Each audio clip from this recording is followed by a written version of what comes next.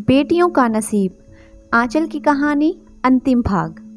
अभी तक आपने जाना, आंचल दूसरी बार बेटी की मां बन चुकी है। अभय की बहन सीमा की शादी हो चुकी है और अब अभय की मां ने एक नई रट लगा दी है कि मुझे पोता चाहिए और आंचल ना चाहते हुए फिर से मां बनने वाली है। अब आगे उन्हीं दिनों प्रिया की शादी पक्की हो गई। आंचल का दिल चाहता था कहे कि लड़के और उसके परिवार का अच्छी तरह पता करें। प्रिया बहुत प्यारी है, मगर ना तो उससे किसी ने पूछा और ना बताया। वह तो बस ईश्वर से प्रार्थना ही कर सकती थी। 2 माह के अंदर रिश्ता तय हुआ और शादी की तारीख भी तय हो गई। आंचल को बहुत उल्टियां हो रही थी और चक्कर भी आते रहते थे। वह बहुत कमजोर हो गई थी, मगर प्रिया की शादी में भी जाना जरूरी था। बल्कि आंचल खुद महीने भर पहले जाना चाहती थी। जिंदगी में पहली बार अभय ने कहा, 1 महीने पहले जाने वाली हालत तो नहीं है तुम्हारी। उन्होंने इस तरह मुस्कुराते हुए कहा कि आंचल हैरान रह गई। उनके प्यार भरे लहजे को सुनकर उसकी पलकें भीग गई। पर अभय वहां काम कौन करेगा? और भी बहुत लोग हैं, काम हो जाएगा, तुम्हें आराम की जरूरत है। आंचल को लगा कि वह खुशी से बेहोश हो जाएगी। सुबह उसने अर्शी दीदी को यह बात बताई तो वह भी बहुत खुश हुई। यार, दिन एक से नहीं रहते, जरूर बदलते हैं। फिर तुम्हारी नेकी और अपनों की प्रार्थना कभी तो भगवान सुनते ही। शादी से पहले जब वह लोग कानपुर पहुंचे तो घर में शादी का हंगामा जोरों पर था। आंचल और प्रिया बड़े प्यार से मिली। आप मुझे बहुत कमजोर लग रही हैं भाभी, सच सच बताइए, आप खुश तो हैं ना? भैया के व्यवहार में कुछ बदलाव हुआ कि नहीं? हाँ प्रिया, वो बहुत बदल गए हैं और यह सब तुम्हारी वजह से संभव हुआ है। ईश्वर तुम्हें ढेरों खुशियां दे। अच्छा, प्रिया ने खुशी से कहा। जब भी उनका फोन आता था तो मैं उन्हें कहती थी कि भाभी का बहुत ख्याल रखें। तुम्हारा बहुत बहुत शुक्रिया प्रिया, वाकई वह मेरा बहुत ख्याल रखते हैं। आंचल प्रिया के लिए बहुत खूबसूरत गले का हार लाई थी। बारात वाले दिन आंचल ने प्रिया की सास व नंदों को देखा तो जाने क्यों उसे ऐसा लगा कि अभय की माँ और बहनों की झलक उनमें दिख रही है। बहुत घमंडी और सख्त स्वभाव लगा उनका। जिस तरह उन्होंने दहेज के सामान को समेटा था और एक एक सामान को देखा था, आंचल का दिल बैठ गया। हे भगवान, प्रिया का नसीब अच्छा करना। कुछ बात तो जरूर थी। अभय की माँ के चेहरे पर फिक्र के बादल छाए थे। उनके चेहरे से घमंड और गुरूर गायब थे।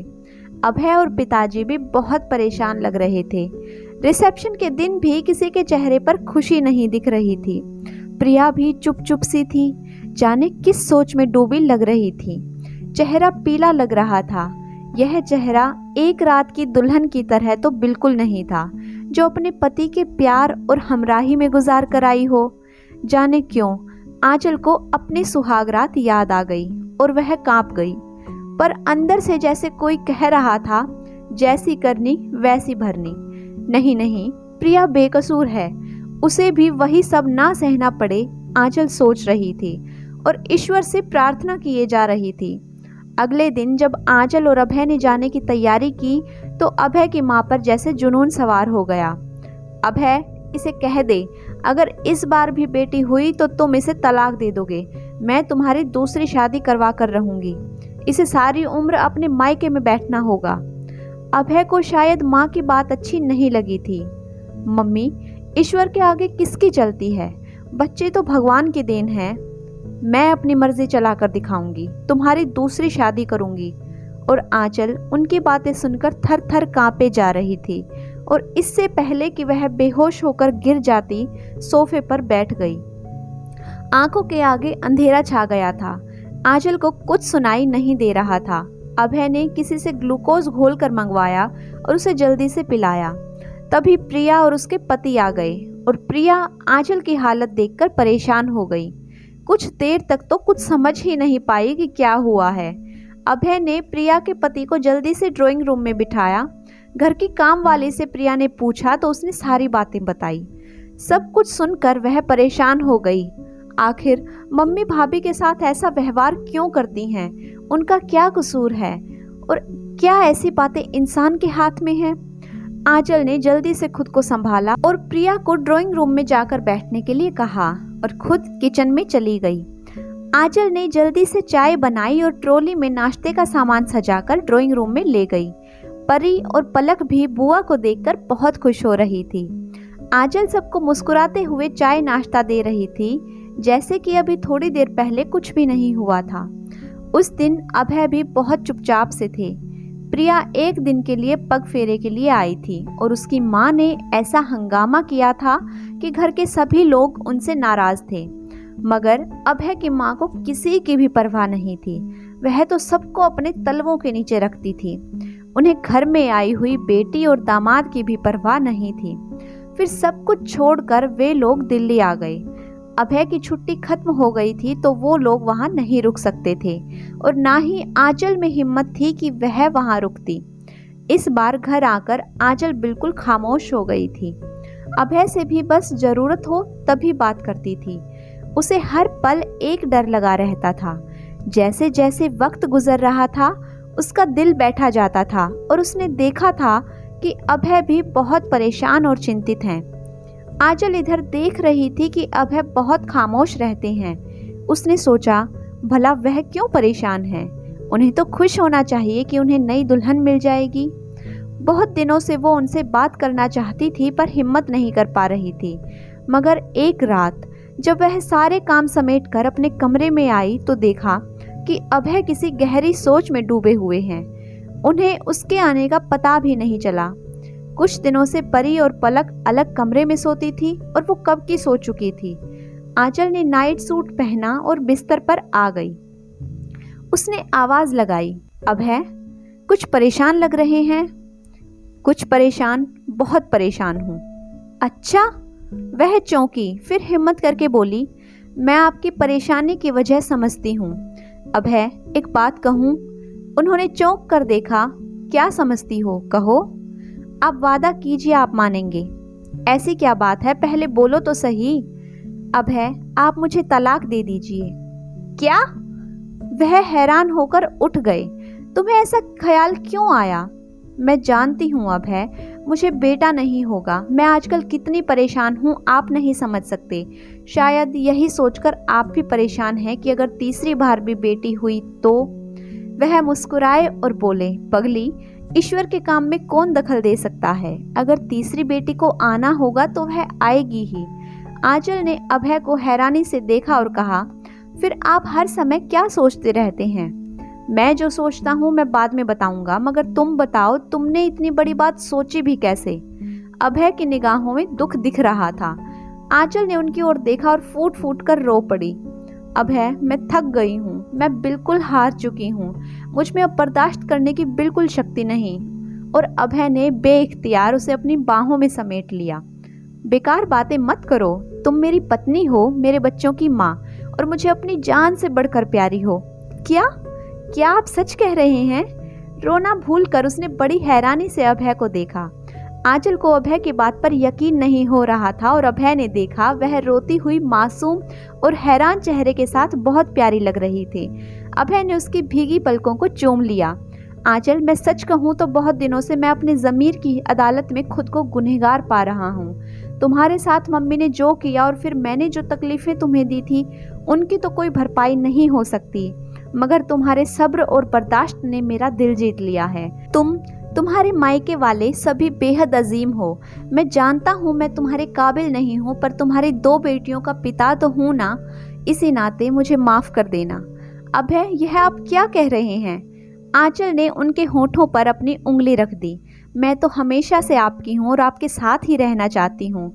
और उसके बाद अभय ने उसे कुछ बोलने का मौका नहीं दिया। वह सारी रात अपनी गलतियाँ मानते रहे। वह रात हकीकत में मोहब्बत की रात बन गई। जिंदगी इस तरह बदल जाएगी उसने तो सोचा भी नहीं था। आंचल ने सबसे पहले ये खुशखबरी बड़ी भाभी को सुनाई कि वह मम्मी को यह बता दें कि अब आंचल हर तरह से खुश है, और यह भी कि अभय पूरी तरह से बदल गए हैं। बड़ी भाभी ने बताया, अभय इसलिए बदल गए हैं कि उन लोगों ने जो कुछ भी तुम्हारे साथ किया बिल्कुल वैसा ही प्रिया के साथ हो रहा है, बल्कि वह लोग कुछ और भी बढ़कर हैं। उन्होंने दहेज में कार मांगी थी तो ये लोग नहीं दे सके, और उस दिन से प्रिया अपने मायके में बैठी है। कि जब तुम्हारे माँ बाप गाड़ी खरीद कर देंगे तो आ जाना। उसे बहुत दुख हुआ। अभय ने उसे इस काबिल भी नहीं समझा था कि उससे कुछ कहते। फिर उसने सोचा किस मुंह से कहते जब उन्होंने यही सब आंचल के साथ किया था। कुदरत की लाठी में आवाज नहीं होती। उन्होंने आंचल को इतनी तकलीफ दी थी और किस सब्र से उसने सब कुछ बर्दाश्त किया था, पर यह सब अपनी जगह था। वह बिल्कुल खुश नहीं थी। प्रिया के लिए उसे बहुत बुरा लग रहा था। वह जो पूरे परिवार में सबसे अच्छी थी, बहुत प्यारी आदतें रखती थी, उस बेगुनाह को सजा मिल रही थी। माँ के बुरे कर्मों की सजा उस मासूम को क्यों मिली? शायद उसकी माँ की आंखें खोलने के लिए। आंचल सोचे जा रही थी। उस रात उसने अभय को टटोलने के लिए कहा, अभय, प्रिया अपने पति के साथ नहीं आई? उनका हनीमून पर आने का प्रोग्राम ही नहीं बना क्या? हनीमून? तुम हनीमून की बात कर रही हो? यहाँ उनके तलाक की बात हो रही है। इतनी बड़ी बात हो गई और आपने कुछ बताया भी नहीं। क्या बताता तुम्हें सिवाय परेशान होने के और क्या कर सकती थी? मगर वजह क्या है? आंचल ने सब कुछ जानते हुए भी पूछा, क्योंकि वह अभय के मुंह से सुनना चाहती थी। वजह वही है। अभय हिचकिचाए। क्या? बताइए ना। बस यार, यूं समझ लो जो कुछ हमने तुम्हारे साथ किया वही प्रिया के साथ हो रहा है। क्या? उसके साथ तो बहुत कुछ हुआ था। वह सुनना चाहती थी कि प्रिया के साथ क्या हुआ है। यार, पापा ने उन्हें गाड़ी देने का वादा किया था। पापा ने अपनी गाड़ी बेचकर और कुछ रकम मिलाकर उन्हें कार देने का वादा किया था, पर वो लोग बड़ी गाड़ी चाहते हैं। आजकल तो गाड़ियां बहुत महंगी हो गई हैं। अभय, हमारी गाड़ी कितने में बिक जाएगी? क्यों?